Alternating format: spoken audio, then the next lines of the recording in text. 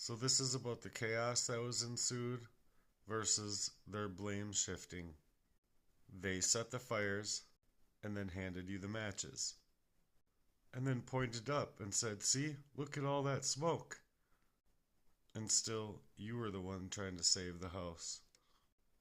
You loved them even when you were covertly being burned alive in their fires. And the only thing they really hated was that grace was still marked inside of your name.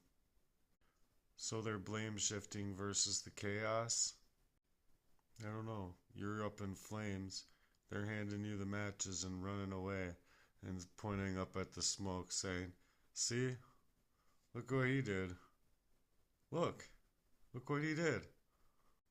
But it was your love being burned to the ground. Number 14.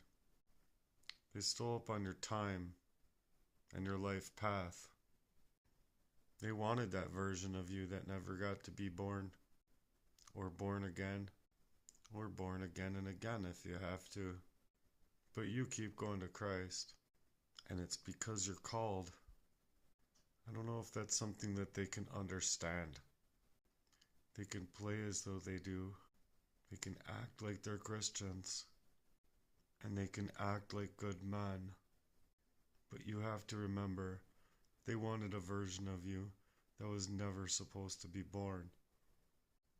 But the one that wasn't buried up in trauma, interference, and being targeted for this kind of sabotage, that's the version of you still alive and kicking. That's the version of you still in this fight. And even through all of that adversity, you're still fighting and you're still rising. So number 15, their failure to break you was their collapse. Yeah, because now you here, look at you still here.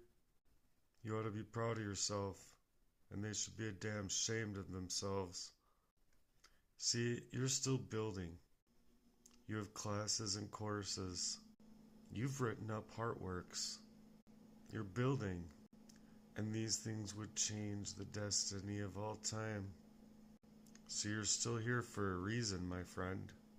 You being able to speak is the ultimate loss for them.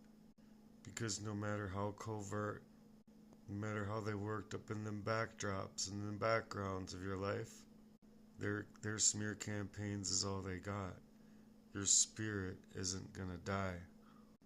And you didn't lose. You're about that multiplication in Christ.